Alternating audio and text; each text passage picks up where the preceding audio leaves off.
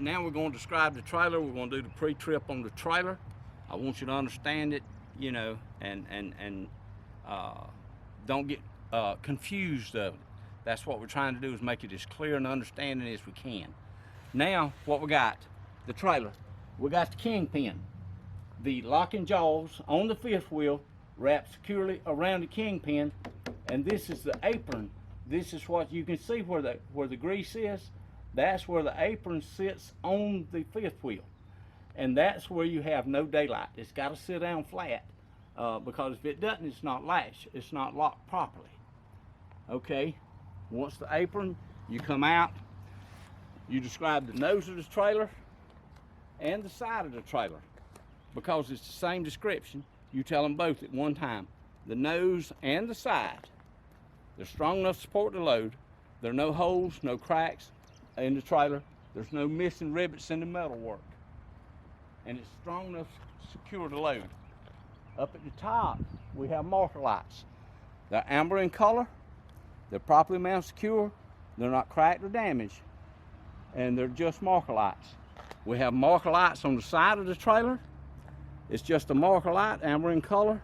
Underneath the marker light is a intermittent light. It's a turn signal, a four-way flasher, and a marker light. On the rear of the trailer, they're amber in color. On the rear of the trailer, we have a marker light. It's red in color, and a red reflector above it. They're properly mounted secure. They're not bent, they're not cracked. They're clean, clear, cracked, not broken. Now, on the side of the trailer, we have our DOT reflector tape. All right? It's properly mounted secure. It's not damaged. It's not peeling.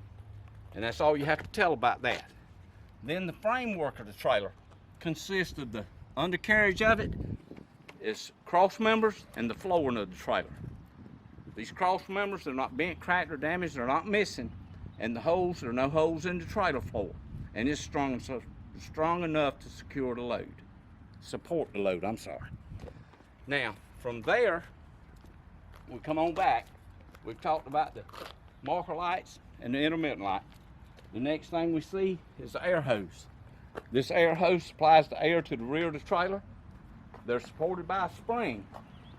They're rubber, so there's no abrasions, bulging cuts, and they're not leaking.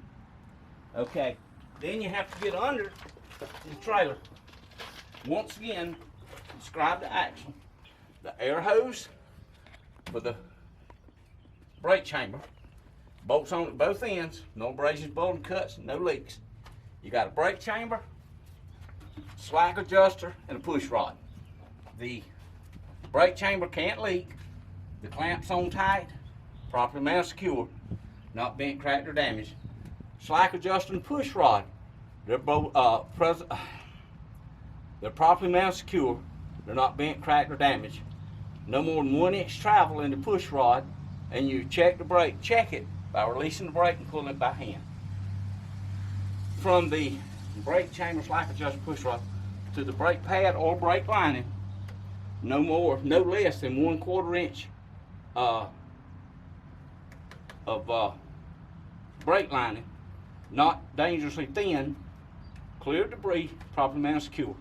You got a brake drum, properly mounted secure, not bent, cracked, or damaged, clear of debris.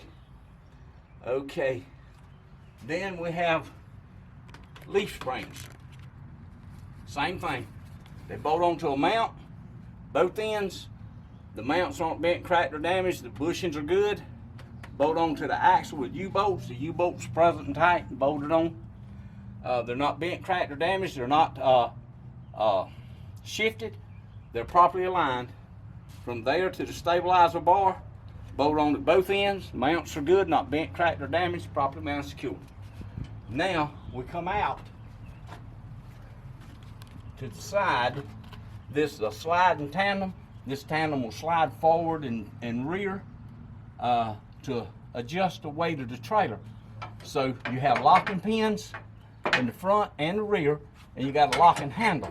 And you have to make sure they're not bent, cracked, or damaged, and the handle's locked in proper position, and the pins are locked in proper position.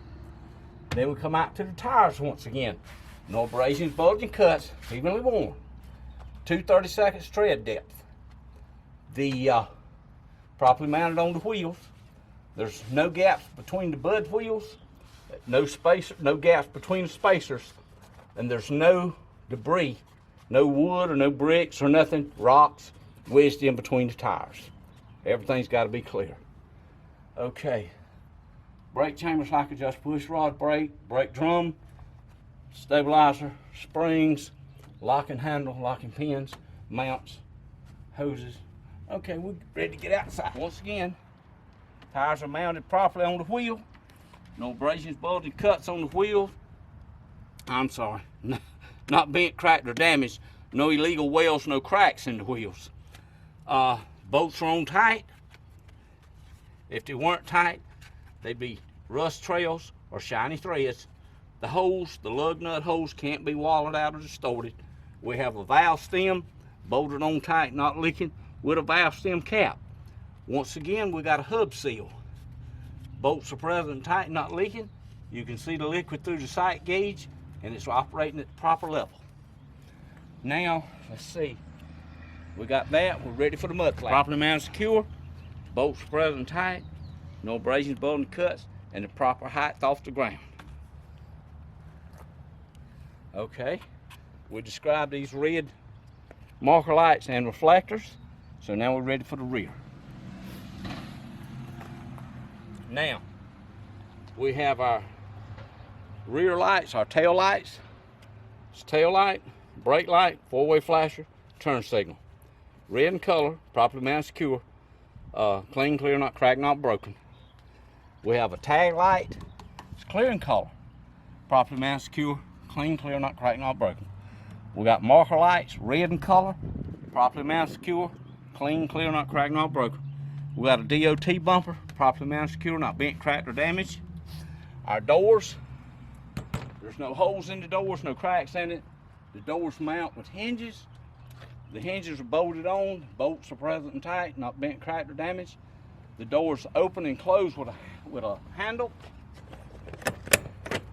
And the handle has a safety latch, properly mounted, secure. The door has a rubber seal on the inside, so it's rubber, no abrasions, bulging cuts, properly mounted, secure. We have our DOT tape, reflector tape on the doors. It's not peeling, not damaged. And this concludes our 4-part pre-trip inspection. Once again, if you have any questions whatsoever, I'll try to help you. This is what South Carolina requires you on your CDL pre-trip inspection. If you have any questions whatsoever, you feel free to call me, Vern Chavis, CDL instructor here at Northeastern Technical Colleges. The number's 843-921-6975. That's right there at my desk. Give me a call. I'll try to help you. If you got a question, if I can't find it, if I don't know it, I'll find out for you. And if we can help you in any way, look us up, give us a call. Good luck on your pre-trip inspection.